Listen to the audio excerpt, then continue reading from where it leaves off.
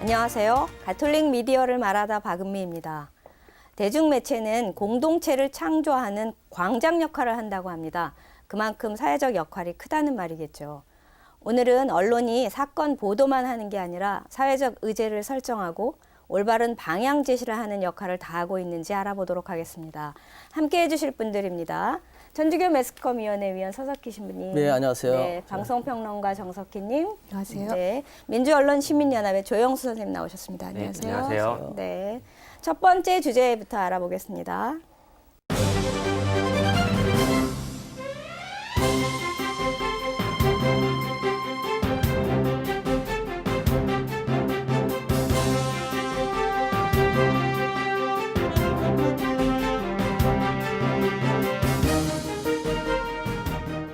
네, 조류 인플루엔자에 관한 이야기네요. 네, 그 연초부터 조류독감 확산이 돼서 국민들 참 불안에 떨게 만들고 있는데요. 또 여기에 더해서 정부의 안이한 대책, 부실한 대책으로 인해서 신뢰 위기까지 좀 자초하고 있습니다. 그래서 오늘 첫 번째 내용은 그 조류독감 관련 언론 보도를 짚어보겠습니다. 네, 이건 뭐 실제로 사람들의 먹을거리일 뿐만 아니라 농가에도 굉장히 큰 피해를 주는 것이어서 아주 중요한 사안인 것 같은데요. 네, 그렇습니다. 굉장히 민감한 문제이고 경제적 타격도 크기 때문에 네. 언론들이 좀 잘 다뤄야 되는데요. 좀 사건을 한번 살펴보면은 네. 1월 17일이었습니다. 그 농림축산식품부가 그 고창에 있는 종오리 농가에서 그 AI가 발병돼서 2만 1천여 마리를 살처분했다 발표를 했어요. 그러면서 이 원인이 종오리 농가에서 발병했던 그 종과 같은 바이러스에 의해서 철새들이 죽었다. 그렇기 네. 때문에 철새가 원인이다. 이렇게 좀 발표를 했습니다. 신문이나 방송에서도 다들 그렇게 보고 있는 것 같거든요. 초기에 다들 그렇게 쓰고 있었기 때문에 아마 대다수 국민들은 아, 철새가 원인이구나 네. 이렇게 파악하고 계실 거예요. 20일 날 정부가 발표를 했고 21일 날 신문들 좀 제목만 봐도 그렇게 인식이 될 텐데요. 제가 몇 가지 하나 읽어드리겠습니다. 제목이 네네. AI 철새 전국 비상. 딱 한 번 빼고 AI 전파 경로 철새로 추정. AI 철새를 어쩌나 불청객된 철새.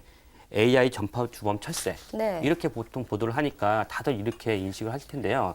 뭐 특히 이런 전문적이고 과학적인 분야는 정부의 발표나 아니면 사건 초기 전문가들의 인터뷰들이 언론이나 여론을 좀 좌지우지하게 되는데 실제 언론들이 이걸 좀 철저하게 검증하지 않으면은 대부분 진실이 묻히는 경우가 굉장히 많습니다. 그리고 실제로도 지금 많은 전문가들이 철새가 원인이 아니라 피해자다. 뭐 이런 얘기를 하고 있어요. 그래서 생각해 보면은 그 정부나 언론이 그 철새를 좀 희생양으로 삼고 있는 거 아니냐라는 생각도 들고 예를 들어 이제 철새는 이동을 어떻게 통제할 수가 없잖아요. 그쵸. 그러니까 어쩔 수 없이 발병하고 확산되는 거다라는 식으로 정부의 책임을 좀 회피하기 위해서 이 철새를 또 지목하는 게 아니냐 이런 네. 의심마저도 들고 있습니다.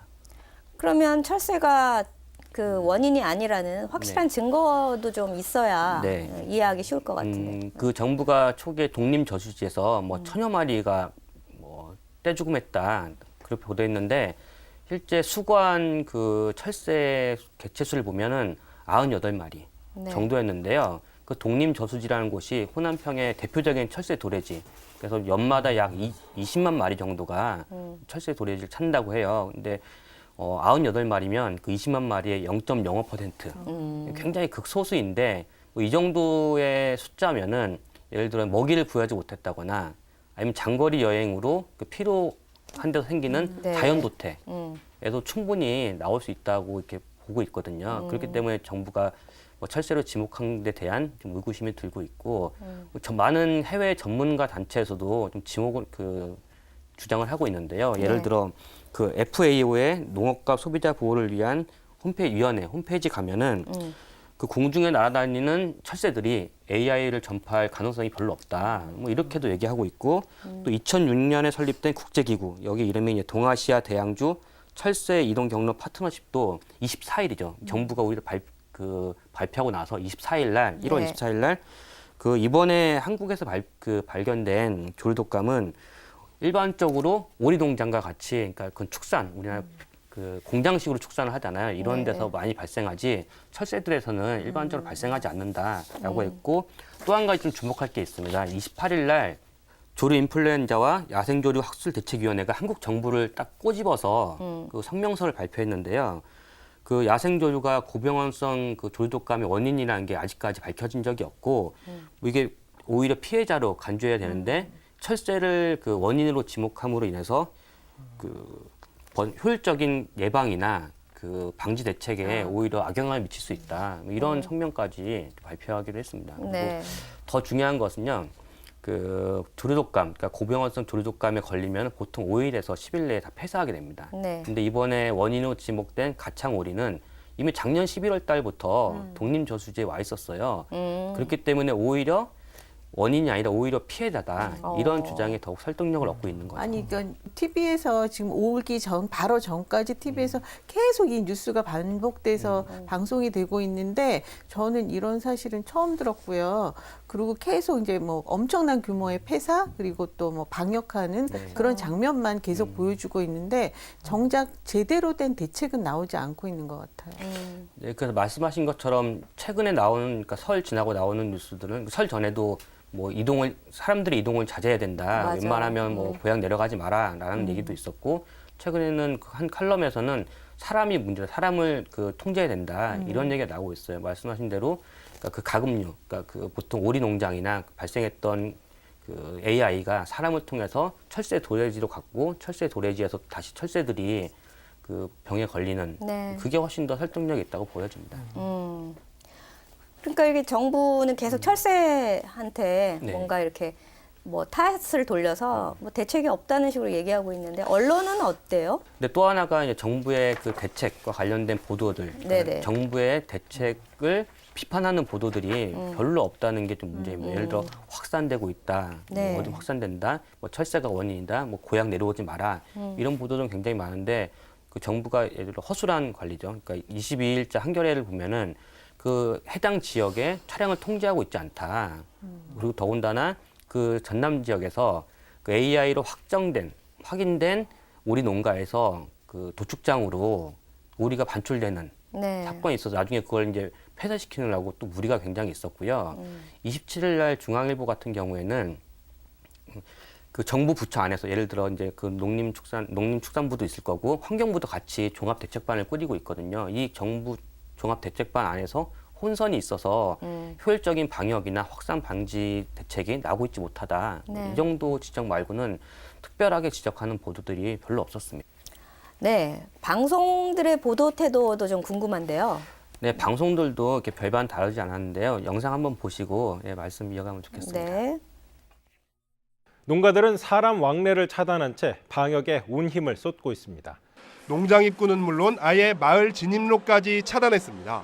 양계농가가 밀집해 확산 위험이 크기 때문입니다. 농민들은 이렇게 외부인의 출입을 철저히 차단한 채 초긴장 상태를 유지하고 있습니다. 네. 네, 그 25일인데요. 그동안 이제 오리 농장에서 발생했던 AI가 충남의 그 양계 농장으로 확산이 됐습니다. 그렇게 됐는데 그렇게 되면 이제 정부의 확산 방지 노력이랄지 그런 것들이 좀 잘 다뤄져야 되고 과연 효율적으로 하고 있는지 비판적으로 다뤄져야 되는데 확산 방지, 확산 양상, 그 농민들의 대응 이 정도에서 머무르고 있어서 뭐 이게 시청자들이 보기에는 그냥 계속 불안감, 안타까움 정도로만 좀 한정짓는 보도들이 있었습니다. 그리고 MBC도 마찬가지인데요. MBC가 그 보도를 한번 보고 네. 말씀 또 이어가겠습니다. 네. 겨울철새인 가창오리 천여 마리가 전북 고창의 저수지에서 때로 죽은 채 발견됐습니다. 폐사한 양은 천여 마리로 저수지 곳곳에서 발견되고 있으며 살아있는 철새 중에서도 일부는 서서히 죽어가고 있습니다.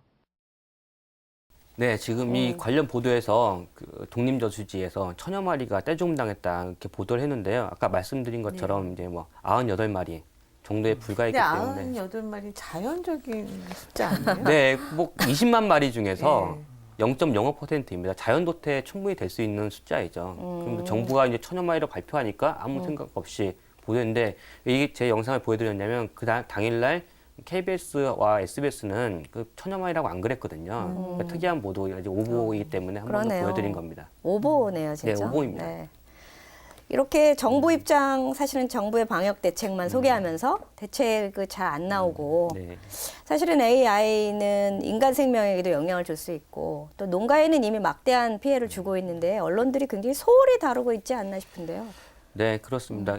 그 AI 발병 자체를 근본적으로 차단하기는 사실 자연적으로 발생할 수도 있기 때문에 어렵다고 보는데요. 이제 중요한 건 발병을 했을 때 정부가 어떻게 방역을 하고 있고 또 언론들은 정부의 그런 대책들이 과연 실효성이 있는지 또 국민들은 어떠한 좀 행동 지침을 취해야 되는지 네. 이런 것들이 좀 그 다양하게 조명되어야겠고 또 근본적인 원인에 대한 또 대책이라고 하면은 그 환경에 관심 많은 분들은 환경 분야에서 또 전문가들은 이런 제안도 하고 있습니다. 예를 들어 그 지금과 같은 그 양계, 네네. 예를 들면 공장식 사육에서는 그 바이러스에 굉장히 취약할 수밖에 없다. 그렇기 때문에 그런 가금류에서는 상존하고 있는 문제라서 이런 현재 축산 방식에 대한 고려가 필요하다, 재고가 필요하다. 물론 이제 이런 것들이 현실화되긴 어렵긴 하지만 장기적으로는 이런 고민들도 하지 않으면 늘상 예를 들어 저희 2008년에도 있었고 2011년도 2, 3년마다 또 반복이 되고 있거든요. 반복될 수밖에 없다. 근본적인 네, 원인을 이제 해결해야 그런 되네. 축산의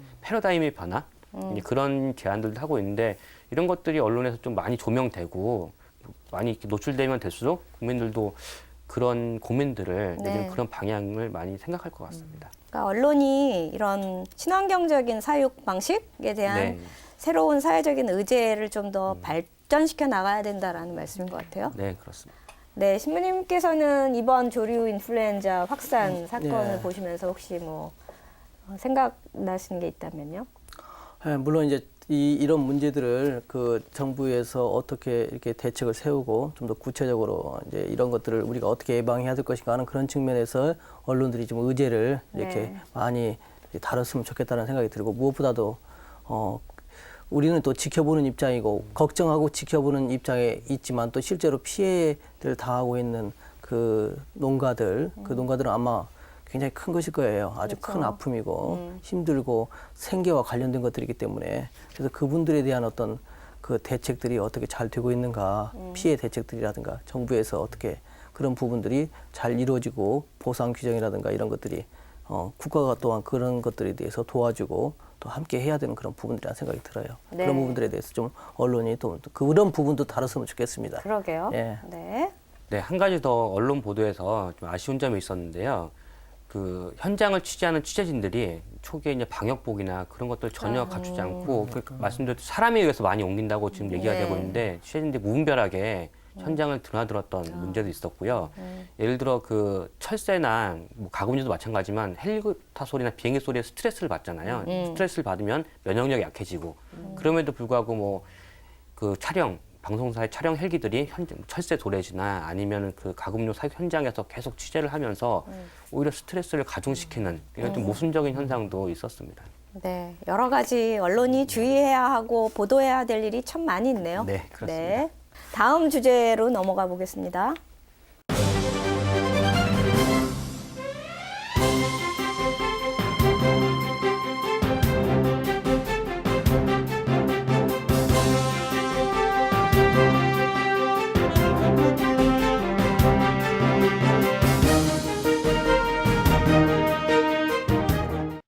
네, 카드사 개인정보 유출 사건인데요. 아마 이번 세계 카드사 중에 하나 정도 안 갖고 있는 국민은 없으실 것 같아요. 그만큼 온 국민이 좀 불안에 떨었던 사건인 것 같은데. 네, 저도 2개 카드사에 그래서? 해당 사항이 있는데요. 네. 이거 거창 그번에 올이 AI랑 비슷한 시기에 터짐이었습니다. 네, 그렇죠. 이제 17일, 뭐 18일 경인데요.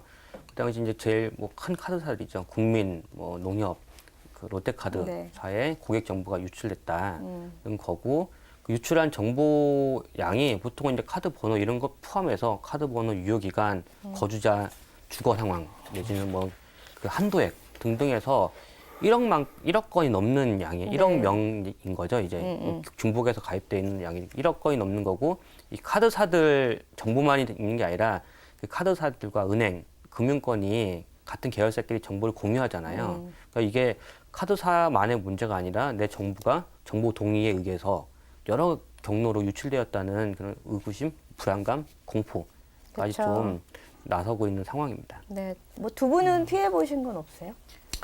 뭐 저는 뭐 일단 금전적으로는 보기와는 달리 별로 없으니까 뭐 나가면 얼마나 나가겠냐 하겠지만 그런 피해는 없고 네. 그냥 다만 이제 그 뭐 내 개인적인 정보가 유출돼서 돌아다닌다는 것은 별로 기분 좋은 일은 그렇죠. 아니죠. 그럼 구체적으로 이번 카드 대란이 어떻게 시작된 건지 그 연유부터 좀 살펴봐야 될 것 같아요. 네, 좀 거슬러 올라가면은 네. 애초에 정보를 유출한 당사자가 물론 책임이 있겠죠. 있는데 그 당사자가 누구냐면은 이 카드사들의 신용 정보를 관리해주는 코리아 크레딧 뷰라는 외주 회사예요. 네. 생각해 보면 고객의 정보를 관리하는 가장 중요한 역할을 외주를 준다는 것 자체가 이게 좀 이해가 좀 안 가는 부분이고, 왜냐하면 그 직업 윤리랄지 책임감 같은 것들이 아무래도 좀 부족하죠.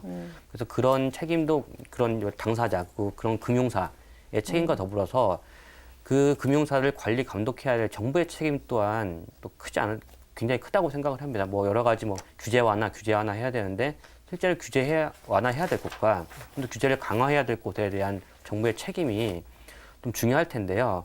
이번에 그 카드사 고객 정보 유출 터지고 나서 이걸 좀 책임져야 될 이게 그 경제부총리죠. 현우석 경제부총리의 발언이 또 국민들 또 분통 터지게 했습니다.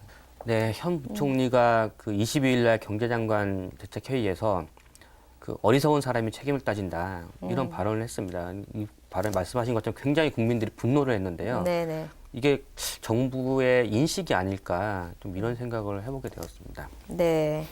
언론에서는 그러면 이번 그 카드 정보 유출 네. 사건에 대해서 뭐 핵심을 좀 짚어서 보도하고 있나요? 네, 일단 보도를 양만 따지면은 특히 방송을 중심으로 보면요. 왜냐 국민들 관심이 굉장히 집중돼 있었잖아요. 그렇죠. 그러다 보니까 여러 가지 뭐 그것도 AI와 마찬가지로 네네. 그 유출 양상, 그다음에 피해, 정도 이런 것들에 대한 여러 가지 보도들이 굉장히 많이 나왔습니다. 그래서 양만 따지면 뭐 국민들이 관심을 촉구하고 내지는 그 관심을 좀 풀어줄 수 있는 양은 좀 됐다고 생각을 해요. 하지만 그 질의 문제인데 지금 계속 나오고 있는 현 부총리의 발언이랄지 정부가 어쨌든 책임을 져야 되는데 이런 정부의 책임론이나 인책론이 좀 부각되면은 그걸 애써 무시하는 건지 잘 보도가 안 되고 있는 것들이 좀 문제로 지적됩니다. 아, 그러면 정부의 입장이 나오고 난 뒤에 좀 언론이 전보다는 좀 더 조용해졌다. 그런 말씀이세요?